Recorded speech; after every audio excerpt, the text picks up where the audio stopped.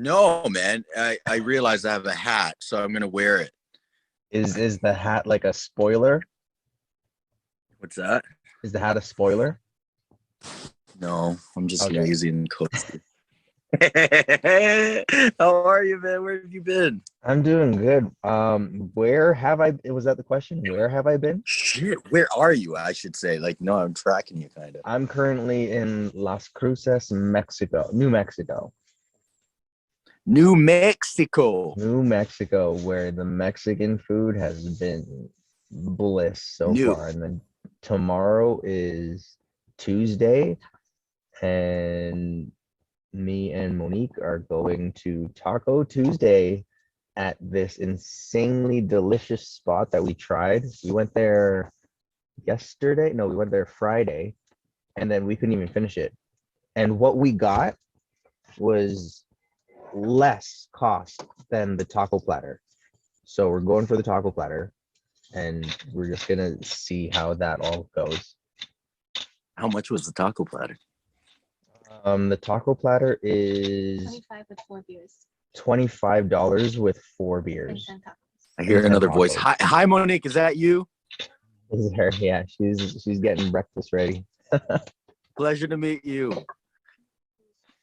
All right. Yeah, man. let's- How's traveling? What's that like? Or yeah, let's get started, and then let's get started, and then we'll ramble here. Yeah. Good morning, everybody. Welcome to the 2 Degrees Podcast, brought to you by the Play On Foundation. And here we are still in Las Cruces, Mexico, but today we have a different guest. And I don't even think I need to mention how incredible this person is, because this person has had such a profound effect on the trajectory of my acting journey, and essentially has been a catalyst to me being able to have this lifestyle and live in a truck that I've converted into this tiny home. But everybody, Alex Mallari Jr., how are you doing, buddy? Good, man. That's a wicked intro for a Monday morning, man. Right? I gotta wake You're up actually to that. you're my first morning interview, and because and especially because we're 2 hours behind you, so it's earlier for us here. But Yeah. hey, gotta get the content. You've always been the morning guy, anyways, between us two. What? Yeah, man, I with your didn't- Muay Thai training and all that. That doesn't count though, because I'm a morning person just as much as you're a morning person, because we'll wake up when it comes to work. But I love sleeping. Because I'm a dad. I would like to sleep. Between dad and being in my 30s, I just feel like everything keeps happening earlier and earlier, That's including so my funny. bedtime. When was the last time you got to sleep in?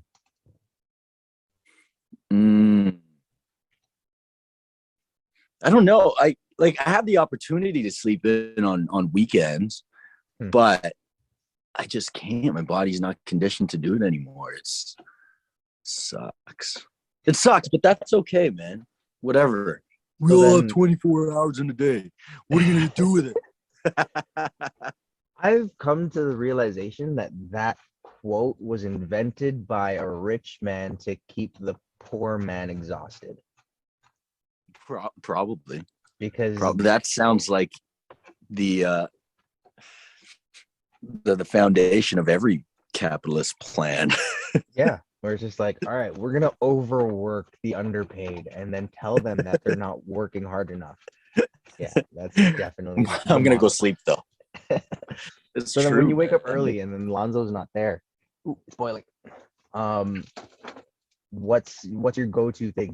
Because you don't go back to bed then. You start your day. I'm assuming. No. Yeah, always start with I try to get a liter of water, drank, and then move on to coffee.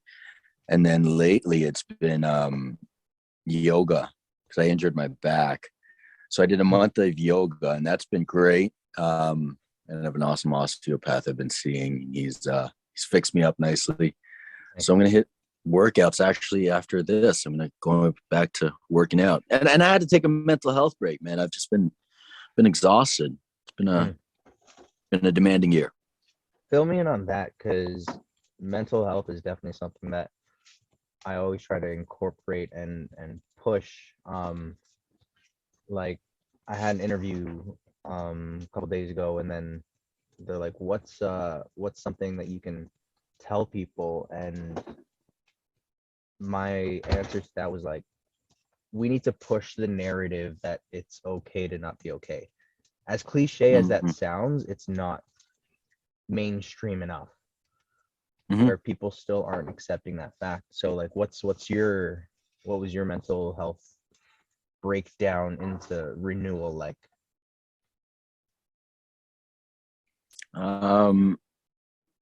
I developed alopecia.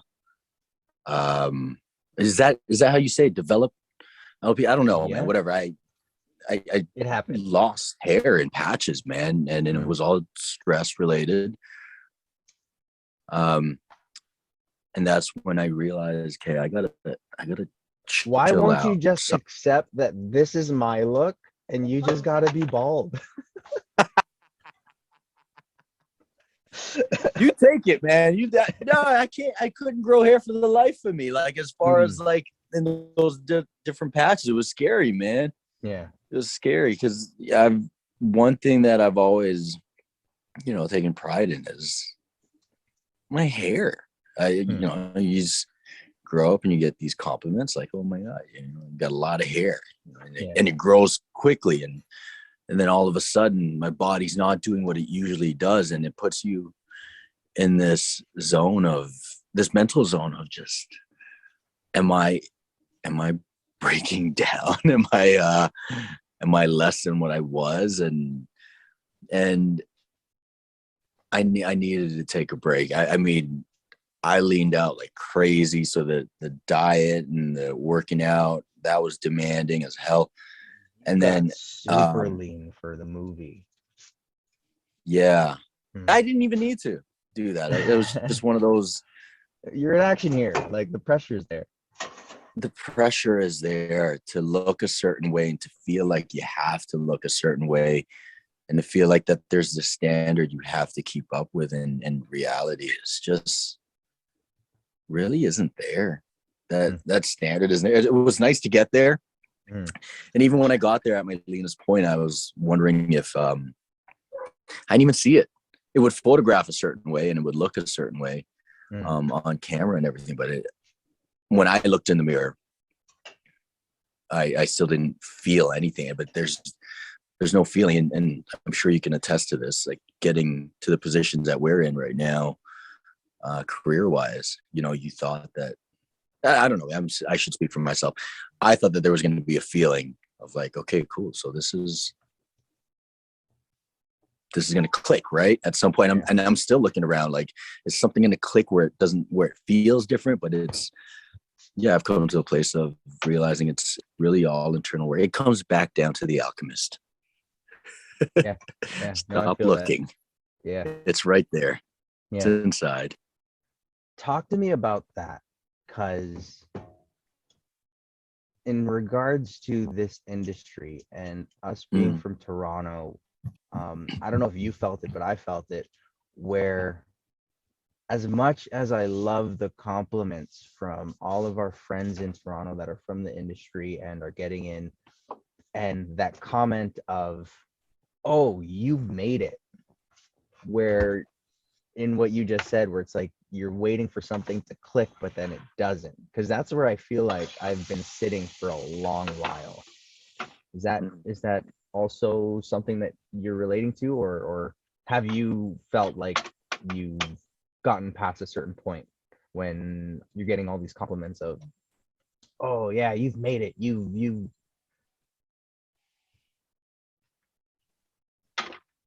No. I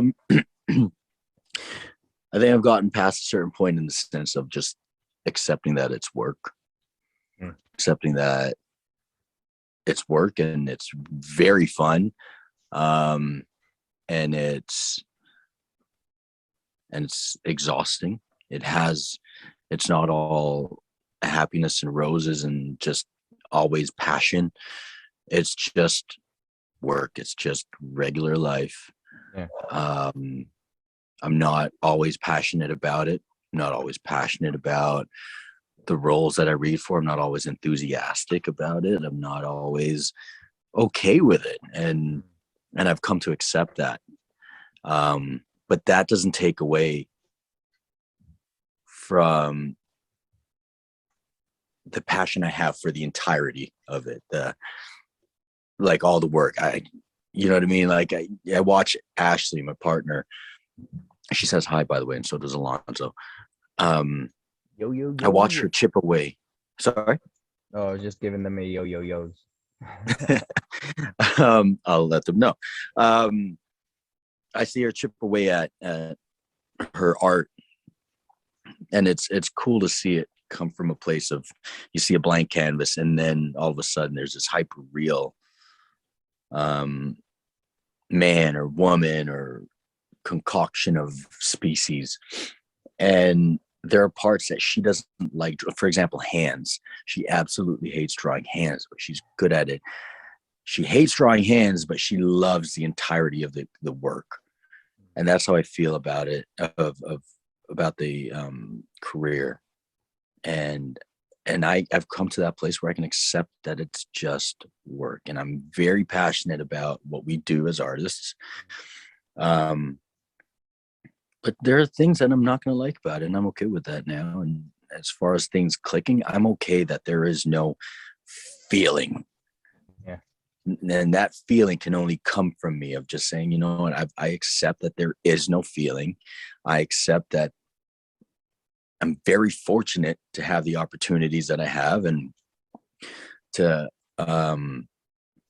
walk the path that I'm walking right now. And I pray that I always walk with conviction, and always walk with purpose and integrity, and, you know, hold on to myself.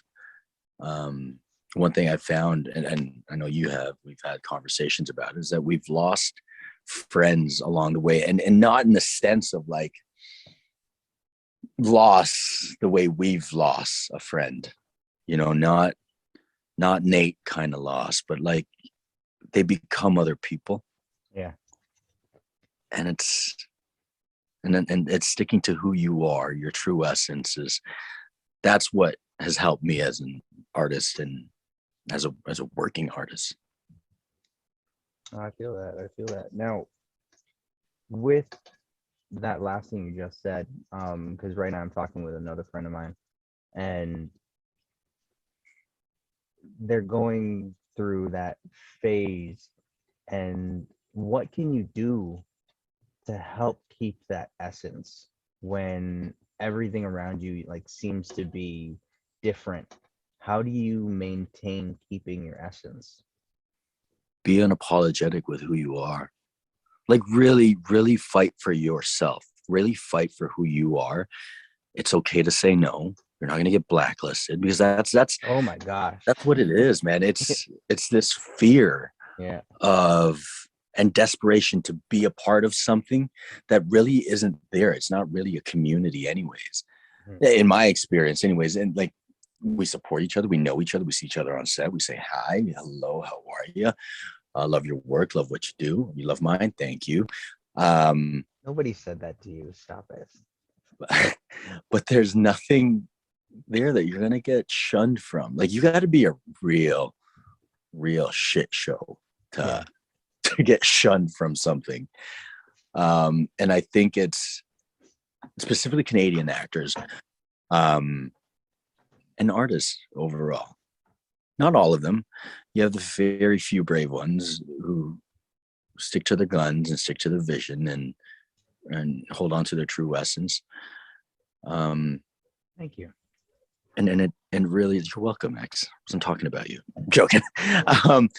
But yeah, just be unapologetic with who you are, and really get to know that person. Because I mean, you can't hold on to something you have no idea what you're holding on to. You know what I mean? It's like trying to hold water in your hands. It's gonna fall out eventually. You got to figure out who you are. Get your cup, fill that, stick to it, and any overflow, share that with the world. But figure out who you are first, and then hold on to that essence by being unapologetic about who you are. Say no, stand your ground. You don't have to do it all. You don't always have to say yes. You'll be fine. The production will move on. You will move on. Everything will be great. Yeah. Can you tell me about a no that, not saying that you regret, but you think about it? Is there a no that's like, oh man, maybe because the project was just cool and then something didn't work out, and is there Like a I no? should have said no? No, that you did say no, and like you're like, oh man, it would have been cool. Like it's not that you regret it, but it would have been cool if you ended up being a part of something. No, I don't have that yet. And the reason why is because I just learned the power of saying no and holding my ground. This is a very recent thing for me. I've been very much a yes man. Yeah. Because of my lack of experience, I just wanted to continue on. I always wanted to just pick up the phone when it rings and go, because I'm so desperate to get to this place where these projects are just all I want. And I get to do everything that I want to do. It sounds very bratty, and I made it sound that way because it is a very bratty mentality. And then a desperate mentality, which is fine, but there's a thin line between desperate and passionate. And I'm still working on that. I have a lot of reflecting to do when it comes to that, and I do it as often as I can. And I'm continually trying to progress in this direction that I'm on right now. But yeah, no, I haven't said no to something where I should have said yes or regret or think about, just because I have not been that type of person. Yeah. This is very new. Yeah. Fair. Nice. Now, after all this serious talk at the beginning, let's talk about what you're working on, because Ginny in Georgia coming back. Yeah, Ginny in Georgia season 2. We're filming that right now. Nice. The earliest thing I have coming out, I think, is web series that Simu and I are executive producers on, called Hello Again. It's a K-drama inspired web series. I think it'll be a Valentine's Day release for CBC Gem. And how many episodes? It was 9 or 10. I can't remember. Listen, we did 20-page days and 5 days, so it's 100 pages in 5 days. Wow. Yeah. That's very the most. It was the most demanding emotionally, dialogue wise, because I had maybe 1 or 2 scenes off. It was very emotional. It's another time. It's a time traveling situation. It's a lot of fun. It's a lot of fun. It's a rom-com, K-drama inspired. Everyone, like the writers, producers, all Asian. Nice. The craft table was Asian as hell. We had ramen, we had nori, we had bubble tea. That's so fun. And that was amazing, man. And Natalie Young co-wrote, co-created with Simu. Teresa Ho, wonderful producer, and she just knows how to get it. She's from she was producing on Frankie Drake Mysteries. Is that what it's called? Yeah. Yep. Yeah, man, just a power lineup of Asian women making things happen. Melanie Chung was our director, and she was great. Yeah. So I'm really excited about that. Just to be in the rom-com world. After that, what is happening? The Adam Project. Obviously an awesome ensemble there with Sean Levy and Ryan Reynolds having their success from Free Guy. They teamed up again to do the Adam Project, and that's starring Ryan Reynolds, Zoe Saldana, Catherine Keener, Mark Ruffalo, Jennifer Garner, Walker Scobell. Wicked actor, that kid. And I He somehow did managed that monologue or something in the I think Yes. yeah, that's awesome. Yeah, the Deadpool monologue. Yeah, and they loved it. They loved Yeah. it, and he's now corrupted by Ryan. He had a fair shot at a wicked childhood. Comes along Ryan Reynolds. Man, he just ruins everything. No, I love that guy, man. He's a wonderful leader. I learned a lot working with that entire cast. You can't help but learn. Walker's not Canadian. No, he's American. Yeah. Yeah, we had the Canadian trifecta there with Sean being from Montreal, Ryan from Vancouver, and then obviously myself from Toronto. So we got to complete that. So hopefully that's some sort of jacked. luck. Sean is jacked? Yeah.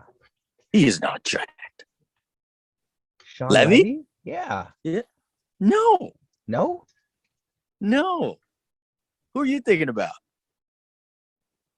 If you think Sean Levy is jacked, I gotta call him and tell him that you just said that he's jacked. Now you got me thinking, who am I thinking of? Look him up. Okay. Real quick. I'm on hold. Or you have another device here. Okay, you podcasters have all sorts of devices. Of course we do. We got to. No, definitely not thinking him. But Sean Levy's great. not Jack. He is great, man. Listen, he's a beast of a producer, but an incredible director. Mm-hmm. And to watch him and Ryan work together, it's no wonder why Free Guy did what it did, and is doing what it's doing. So I'm excited to see what comes of the Adam Project. Mm-hmm. Then after that, well, Transplant season 2 is supposed to come out at some point. I don't know when that's coming out. So I did an episode on that. That one was fun. Working Mom still going on? What's that? Working Mom still going on? Don't you still have more episodes coming out there? Yeah, we just finished filming season 6. Mm-hmm. That was fun. And then in the summertime, I have Shotgun Wedding coming out. Yeah, I was gonna ask you about that because that one. Yeah, I really wish you just would have said yes to that one. I had my project going on. I mean, congrats on Made and everything. It's a wonderful show, and I really hope that goes many seasons. No, it was just a limited series, the one season. That's it? Yeah. Dang. Hey, it was like what a wonderful project, man. Yeah. It came out to do what it did, and then now they're just enjoying the nominations roll in. What a world that was, man. That was cool.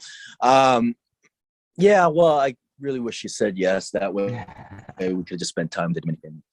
It was a good time, man. And that cast was, I don't know how I managed to sneak in there. Jennifer Lopez, obviously. It was because you were the one that broke up J-Lo and A-Rod. So oh wow. You were a special request. I'm Alex Mallari, not Ben Affleck. Totally different. There was Jennifer Lopez doing her rom-com again. Who does it better than Jen at this point? You want to know something funny though? Is we're at the movies the other day, and then a trailer came on, and it was Jennifer Lopez, and she was talking about marriage, and then she ends up getting married to Owen Wilson, and I'm like, Owen Wilson, he wasn't on the cast for right? And then I realized, I was like, oh no, it's just she's getting married in 2 different movies now in 2022. Yeah. She's good at it, man. She plays the part well, and people are entertained. People love seeing it, so why not? Except this one, she's getting married to Josh Duhamel. Um, Tell me about like Coolidge. Oh my filming in God, shoot. DR. Listen, man. I think there's gonna be a lot of filming happening in the DR. Hmm. The Dominican Republic, just they're passionate about getting their industry going. Nice. I loved filming there. The people were very professional. They were efficient. They were good. They were great. It's a beautiful country. Did you get to enjoy it Um, because you were there during COVID? I I got to enjoy the things that I was allowed to do. So as far as going to the beach, that was there, and I don't know, you see rainbow. It's just waking up and going to sleep, and everything is always pretty. So you can't really complain much. I was away from the family for longer than I would have liked to Hmm. have been away from, but that's okay. We fought through, and FaceTime saved us.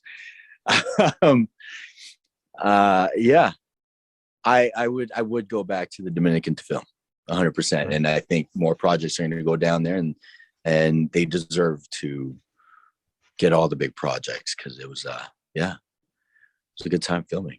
It was weird because anytime we were on one side of the country, Simu was over on the other side, filming. I think he was doing the Mark Wahlberg project, Yeah. and then we were all transporting the teams through different things, but we're all at Pinewood, I think, over down there. Anyways, The yeah, Pinewood is fun set time. up in DR. Beautiful, beautiful Pinewood set up in DR, man. The offices are right outside. You got palm trees and everything. The sound stages are top notch. That's Everything was crazy. clean, and even during COVID, man, you felt safe still. It was good. Wasn't there another movie filming before you guys got there as well?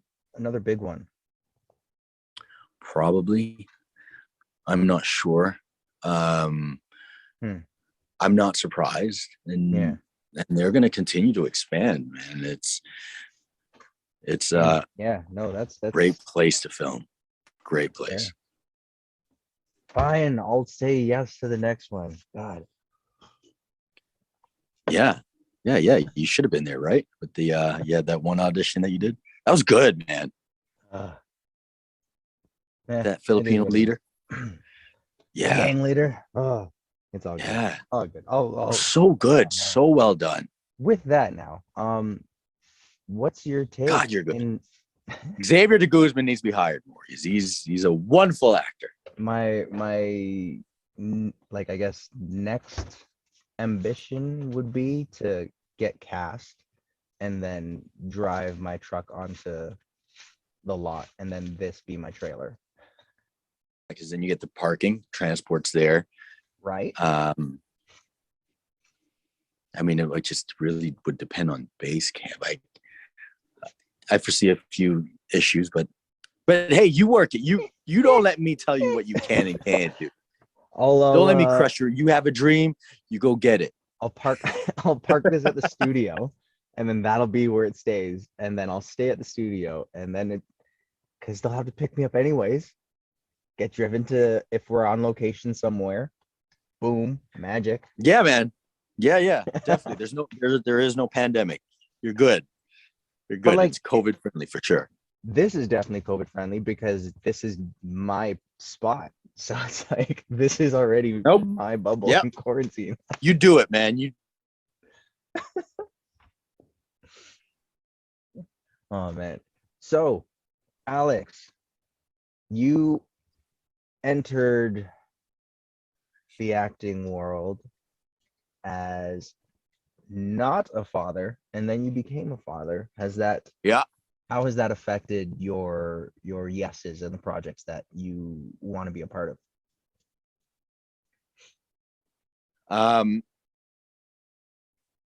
Before there was a level of I really don't care about money. I just want to do this. You have that young naivete way, and then you got to step up as a father and pay the bills. Hmm. And that's reality of life, man. We our careers are and our positions are glamorized and sensationalized. to no end, and rightfully so. I mean, we see it, and we get fed all these things, whether it be social media or mainstream media, whatever it is. But at the end of the day, we have bills to pay, we have families to feed. So, I humbly say I now do take projects sometimes because we got bills to pay, and I want to make sure that Alonzo is always good to go and happy, and that we are thriving. Yeah. And with the pay structure changing up because of streaming services, which I'm not complaining about at all. You're no longer striving for certain things that you used to strive for before fatherhood. Or I shouldn't say I now have these categories when I'm picking projects. Okay, cool. Like will this be fun? Will this be too stressful? Is this just a check, or is this a passion project? And so and I'm honest about that in my head, man. I'm honest about that during the audition process. I'm honest about it all. I let myself know, and I let my team know, and I go forth with that in mind. Like, not to say I won't give my 100%, but the difference between a profit project and a passion project, and it's okay, and that's fine, and that's just the humanity and reality of it all. It's not always glam and sensational. Sometimes you just got to pay a bill, man. Fair. No, that's fair. Yeah. As Lonzo, what's his reaction when he sees you on screen? Nowadays this thing is, are you kidding me? You did that? What? But it's nice to have him see how things happen and be able to observe to the specifics that he observes that. He's a very analytical child, and very observant, and he has a wonderful memory. And right now he says he wants to be an actor and everything, because does he? Like, he does. And how does that make you feel?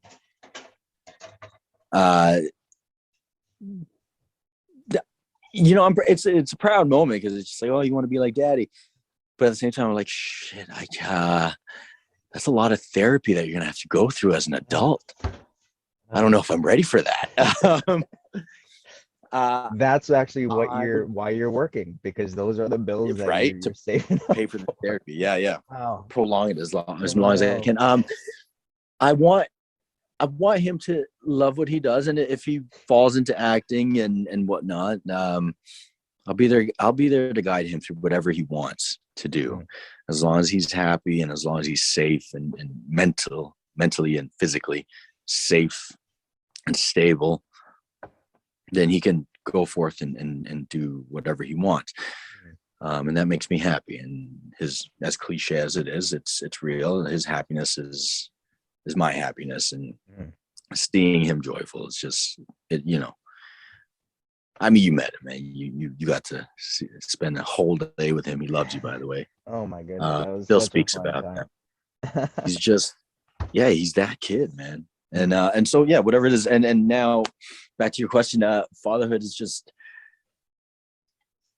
you come down from the dream world and you respect reality. You learn to respect reality very quickly. And in doing so, I've been able to work more. I've been way more productive as a father. Yeah, because you're no longer dreaming. You're not in that world of like, oh, I dream to be this. It's like, no, I'm gonna go get that now. It's mine now. Because if I got to put food on my table, I'm putting food on my table, and I'll share what I can, but I'll put food on I have to put food on my table, because I got to feed someone I owe now. You know what I mean? My life isn't mine no more. I owe you, kid. I brought you here. So I'm gonna do what I got to do to give you what I owe you for the rest of your life. Yeah. So that's fair. So now, because for me, it was like, and I'm saying this vulnerably, like it was just me. It was just me. So I didn't care if I didn't have a meal that day, or if I had to work part-time for whatever, and just wonder, how the hell am I going to pay a cell phone bill? Or, you know what I mean? It didn't matter. Especially back in the to day, me. like that was like, do I want to roam right now, or do I just want to Right? turn my dad off because my cell phone bill is going to be higher? Yeah. It was just that. But now it's just like, no. I have someone to feed. And then, self-proclaimed alpha male of just being like, I will make sure my family is good. I will make sure I lead them into some sort of promised land of let's thrive now. And that's been a blessing, man, becoming a father. Yeah. And learning to respect reality. With that, when was the last time you told Lonzo to talk to your manager? No, I'm joking. Because you're talking about income and revenue and being able to pay the bills.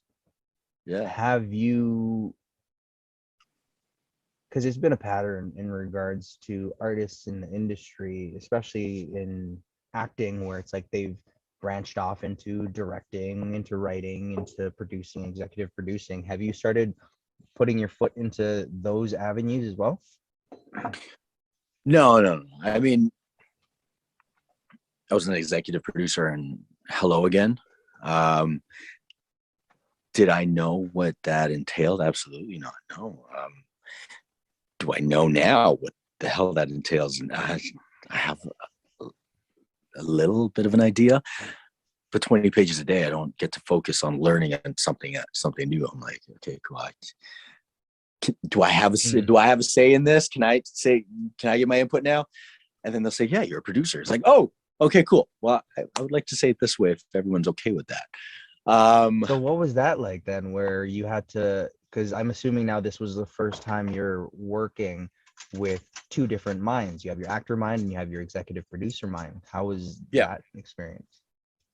It was great. It was great. I got to practice the things I learned being on set, on the Adam Project and Shotgun Wedding, and watching the giants work is so educational. And that has to be my favorite thing about working with the people I look up to. And, I used to think I'd be like, oh my goodness, you're John Bernthal, you're Rye Reynolds, you're Jennifer Lopez, and then I get starstruck and whatnot. But I get excited because I'm like trying to figure out, what am I going to learn from you? What am I going to learn? And I become this sponge, and that is the most exciting part about going to work with the giants. It's what the hell am I going to learn today? And I love it. It is. I never thought it would be that way. You know what I mean? I thought I'd go there, and then my young self, packed with ego, would be like, I'm going to impress them, and come in with, oh my God, you are who you are, and I'm going to impress you. But now it's like, oh man, I can't wait to see what I'm going to learn from you. And so I got to take what I learned from working with the giants and apply it, and it makes the workflow so much easier for me anyways, because it's more collaborative. Can you share one of those things absolutely. that you learned that you applied? First off, respect the script. Script is quote end quote perfect as it goes to set. Get what you need to get, and get it right if you can, actor. With your sole responsibility of the one role. Your only responsibility. Say the words. You know what I mean? Get it right. And then if you have time, play. And then that part I really look forward to, because you get to be way more involved in the collaboration in that part. And then, having that little producer hat on, you get to say, something that you really don't like, and there's a little more weight to it.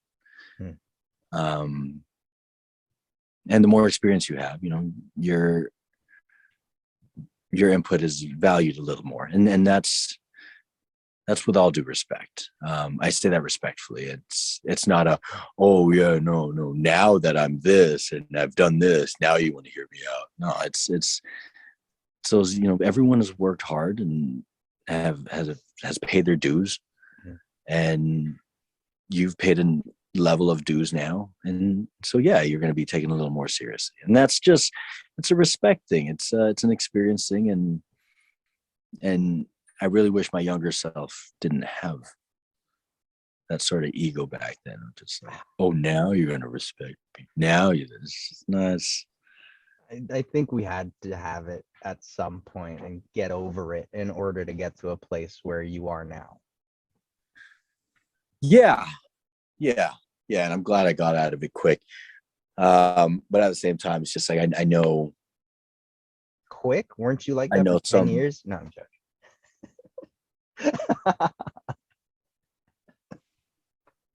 That's a quick 10 years. Have some shit to you stop recording, right?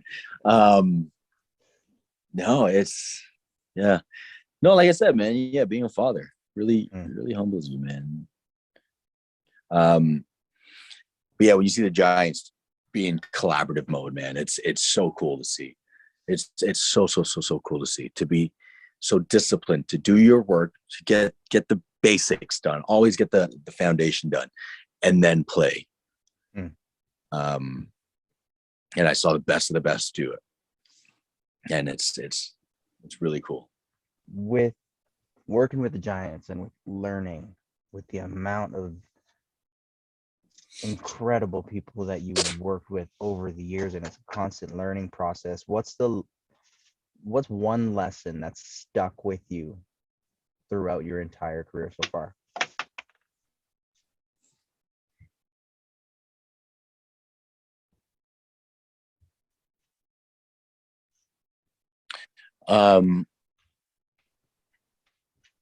It's gonna be cliche.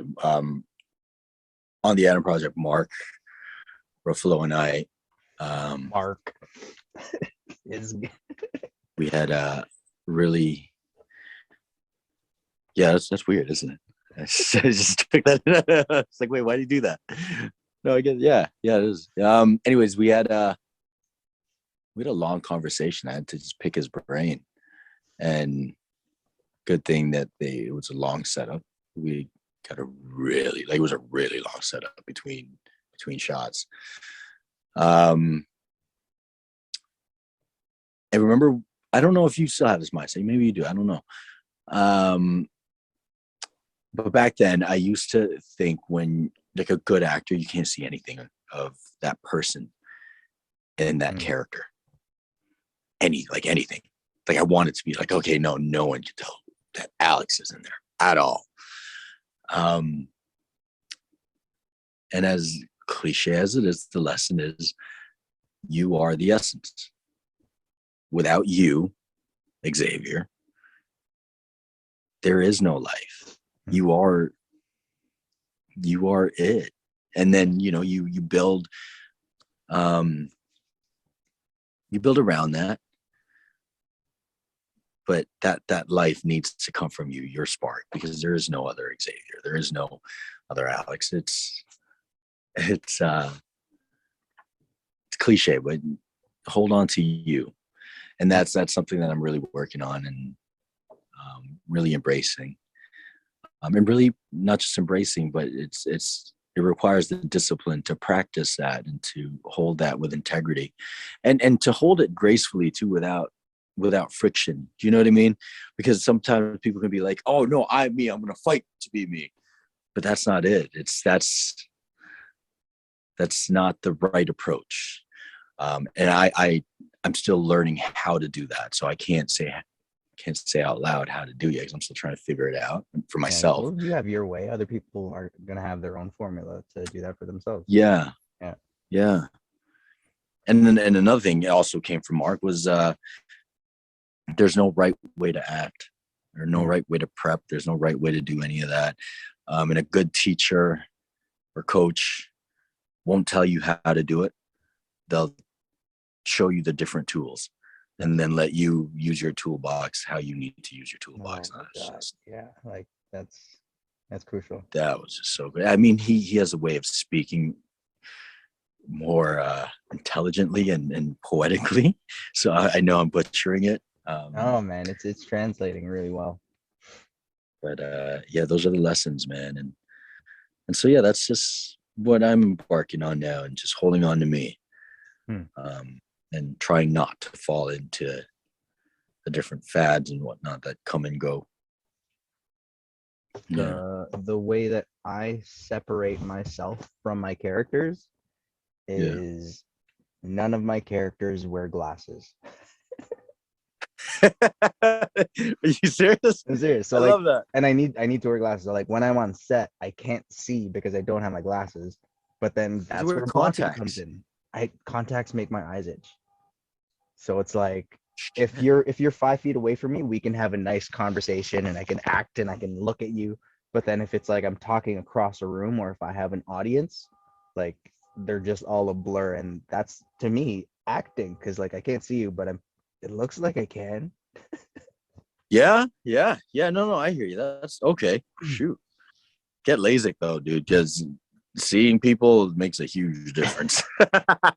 Seeing what you're acting opposite. Maybe that's like my comfort. Is like I enjoy not being able to see what's happening. It's like turning off at the end of the day. Yeah. No, man. Okay, well, try it one day then. Just try permanent laser eye surgery one day and see if it works out for you. I'll do the one eye. Just so it's like. Shit. I wonder what kind of headaches are gonna come from that. I wonder if anybody's like went into LASIK and then like something. No, there's no way, man. There's no doctor that would allow that. Just fucking no. But I mean, you can't say that, because like I've read signs where it's like LASIK special, $1,000, and then in the fine print for one eye. So it's like, well, yeah, that's a marketing thing. That has nothing to do with like. But then what happens if I'm like, oh yeah, I can finally do this, and I walk in with my $1,000, and then they're like, oh, are you gonna pay for the other one? I'm like, I'm already here. Let's just let's do a layaway. In a few months, I'm gonna have money for the other one. Next time you guys have a special, I'm back. But in the meantime, like I'll just stick with that. Fuck. No, man. There's no way. God, I try it one day. I think that would be a fun social experiment, just to try that. See what they say. And then that's gonna get botched, where I'm like, all right, I'm gonna try it for a day. I have my left eye scheduled for Monday, and then my right eye scheduled for Tuesday, and then all of a sudden a COVID restriction happens where it's like I can't come back on Tuesday. Oh shit. Which is more realistic than being able to go in and say, I just want my one eye now. Don't you have to wear like eye patches after you get it done? Probably. But who doesn't want to wear eye patches? If anyone wants to wear eye patches, if you get both eyes done, won't you have to? No. You wear they give you like the really dark shades, like real dark eyes. Oh, like Cyclops? No, he's anti-laser or something. So I don't get that. Okay, Cyclops, he wears those glasses because if they're off, it's laser all the time. Yeah. So is he constantly lasering his own eye? It's going into the glass. So like the glass is filtering out the deadly laser.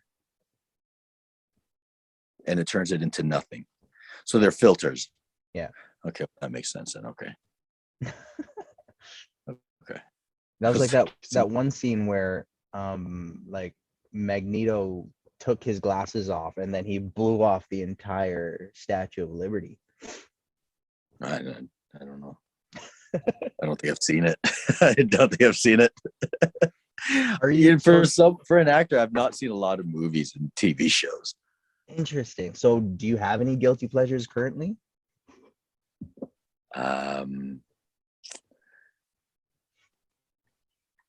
What is a guilty pleasure of mine? Or what was the last movie you saw opening night?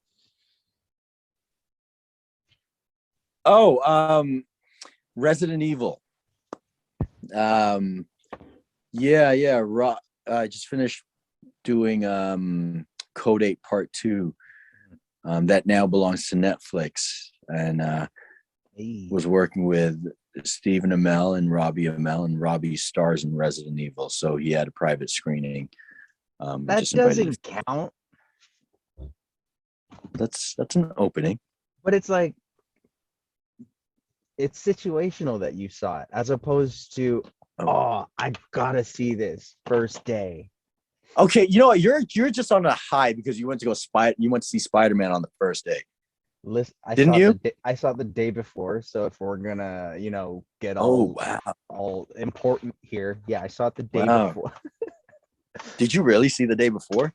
Yeah, it came Was out. there like a special event for apes? I'm gonna stop recording now. Thanks for coming. I'm right there. Today's supposed to be a good this day. theater decided to just have like an advanced screening day. Is that legal? I mean, I think you just outed someone. I'm pretty sure AMC can afford to be outed. You know why AMC did it? Because their stocks went up during COVID. That's why. You're for completely different reasons. They just have money now and just decided to put it out. Well, they're vaporizing a whole lot of things. So. Oh boy. But no, yeah, we'll talk about that one after. Did you dabble in that by chance when like the AMC stocks?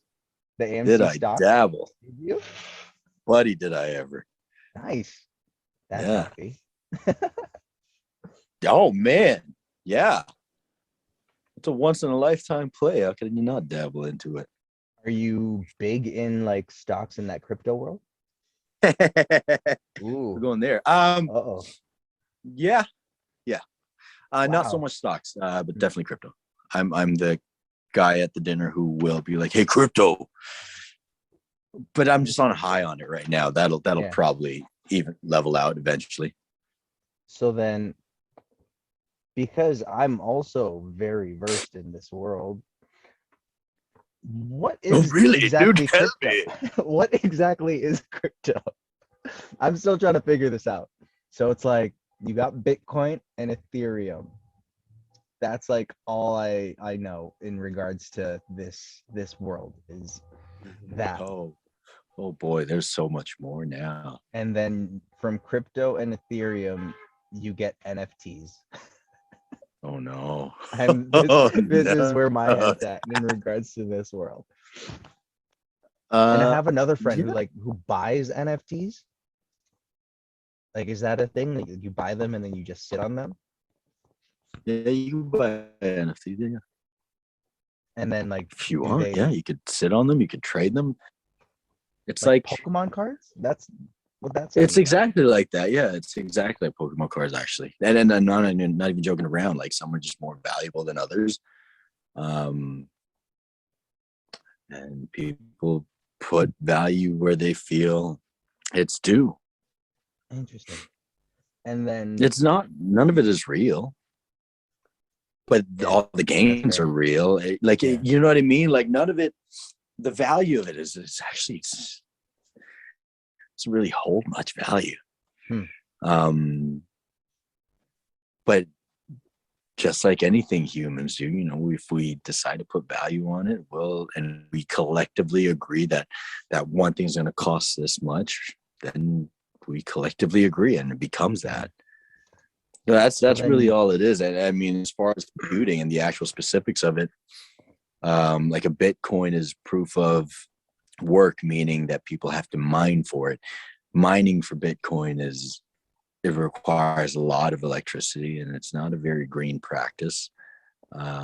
Whereas many other coins, alternative coins, or altcoins for short, are typically proof of stake, meaning stake as an STAKE. I know you're hungry ass. You're gonna like what goes into vampires. Smart ass. What's that? Like what goes into vampires? You could have just said that. Oh wow. Yeah, like what goes into vampires. I see. I didn't even put that together. You see, you're such a movie. You're a movie guy. Um. I don't know how that translated to you being a movie guy. But yeah. Anyways, that's a greener way of doing it. And the coins are lighter, but the utility doesn't mean it's any less. They're actually, in my education, have more utility. And So are you more hands-on with this, or you. do you have somebody doing it for you? No, I'm all in there. Wow. I'm all in there. I enjoy it. It's a lot of fun. It's a lot of How fun. how hands-on do It you can have be a to little be? scary. Depends on what your purpose is. You could be a day trader, should you want to be a day trader, or you can really study and learn about your investment.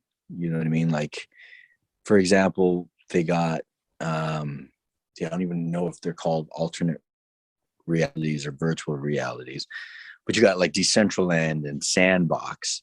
Decentraland uses mana, Sandbox uses sand. As far as their currency goes, I'm invested into both, but I do invest more into Sandbox because that team has more expertise. I like their team more. I believe in them more. Cardano was run by this man named Charles Hoskins, who is a brilliant leader. And I like that they're building slow and they don't care about their current value yet. And because they have such a long game plan. And so that's a long-term investment for me. And I don't really play with that unless it's to trade. And they'll hedge. Oh, I got a low battery there.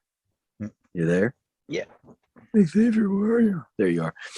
Yeah, so if you want to be an investor, you can be an investor, a long-term investor. You could be a day trader. You could do both. Interesting. It's fun. Because like there was one time where I decided to listen to friends, and this was like to invest in like the weed stocks back in the day. And the thing that just completely turned me off of it was how not hands-on I was, because I just remember put in money because everybody's talking about it in the group, and then a week later everybody's like, oh man, it's doing well, so I'm like, all right, cool, it's doing well. A week later everybody's like, it's going well, whatever, and then all of a sudden it got quiet. And then a month later I'm like, so how's the stocks doing, guys? And then everybody's like, oh, you didn't sell? I was like, what? So that's where my head's at in regards to this whole industry of investing in like stuff. And then I just leave it to a financial planner now, where it's just like, okay, you want to do my mutual funds? Here you go. Yeah, like those are fun and everything as far as like, and they're stable. But I just can't I didn't put enough money, and I haven't put enough money in to justify a 3 to 5% return, because I can just not supersize my meal at McDonald's if I want to save that much money. Oh, don't say McDonald's. I'm still not. I tried to. We came south, and then we decided to have like a dollar menu day. And yeah, like while we're eating it, it was good, but then like afterwards, we're still turned off of it right now. Yeah, life is fucked after 30, man. It's weird. Gosh. After 30, nothing is easy. Yeah, all the old timers are like, oh, these kids are bitching about 30. Oh, we're getting there, man. We're getting there. No, we're there, buddy.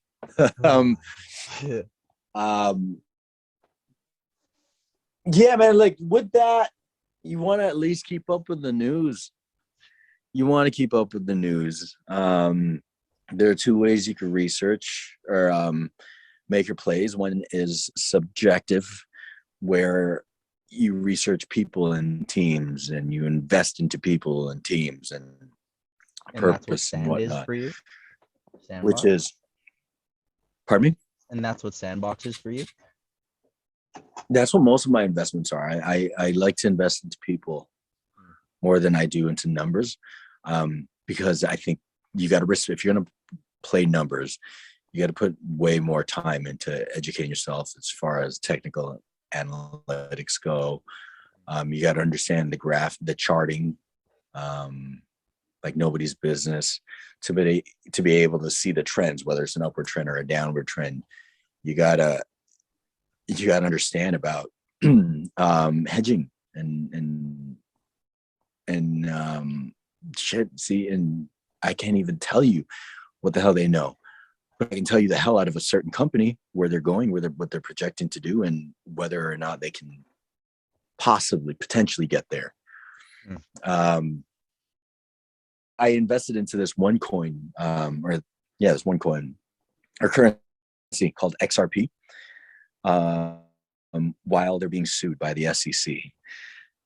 And then there's a big lawsuit right now going on claiming that Ripple isn't a currency, but it's actually like a company.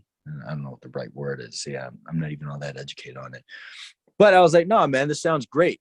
It's being utilized everywhere else in the world. Like Philippines uses it. Because our largest export in the Philippines are people.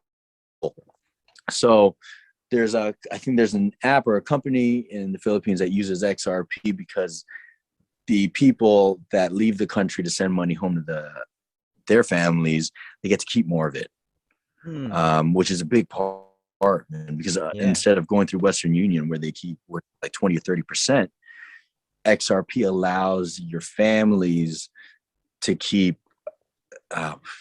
more than 90%. One person, one tech giant sent, I think it was like over 300 million. I'm going to butcher the numbers here. You can look it up yourself, but it's, the awe of it is real. Sent like 300 million and it only cost them like, I don't know, like $3 or something. Can you imagine? Like, and there's no middleman. I had to e-transfer like $100 and I got hit with like $1.50 fee. Oh, exactly, man. And that's problematic. That's wow. When we're talking large numbers, and for people who don't have much, that $1.50 is an extra set of groceries in some countries, man. So now that they're being sued, is that when you invested, or did you invest and now they're being sued? So I'm confused. No, they were being sued. Oh, sorry. You say, yeah, they were being sued. They were in the middle of this lawsuit, just the beginnings of it. I really, really believed in the team. I really, really believed in its purpose. And I saw its utilization everywhere else in the world. But America, the SEC was strictly suing within America. So Americans can't even buy it right now. But it's holding up its value because around the world, it's actually being utilized, man. In New Zealand, Australia, Philippines. It's green. It's as far as like it doesn't take much energy. It's very light. It's fast. I think that 30 million only took 3 seconds to send. And you get to keep most of it. Like that sounds like it's going to change the world. That sounds like a disturbance for an industry. And there are some, I think the Bank of UK is in the midst of adopting it so that it can be utilized within their systems. And this lawsuit, it's coming to an end, and Ripple is looking like they're going to win. Nice. Damn. Yeah. All right. Well, I'm just going to message you. Man. We can talk about that off camera for sure, man. And I'd be more than happy to be there. Sounds good. Awesome. Dope. Yeah, man. Alex Mallari Jr. Yeah. So that's it. Hello again. February 14th. Got the Adam Project 2022 spring, shotgun wedding June of 2022. Ginny in Georgia, hopefully in the spring, and then early 2023 got Code 8 Part 2, Netflix original. And that'll be fun. That was a fun project, so that's that. And Alex Mallari also says invest in XRP. No. No. I am not a financial advisor. Don't listen to me. I don't know what the hell I'm talking about. Oh man, awesome. But Alex, seriously, thank you so much for coming through and for having a chat and for giving some gems. Oh man, I can't I'll wait. text you once we're off of this. That sounds good, man. But everybody, thank y'all for tuning in. Alex Mallari Jr., 2 Degrees Podcast, brought to you by the Play On Foundation. Hope y'all have a good day. Deuce.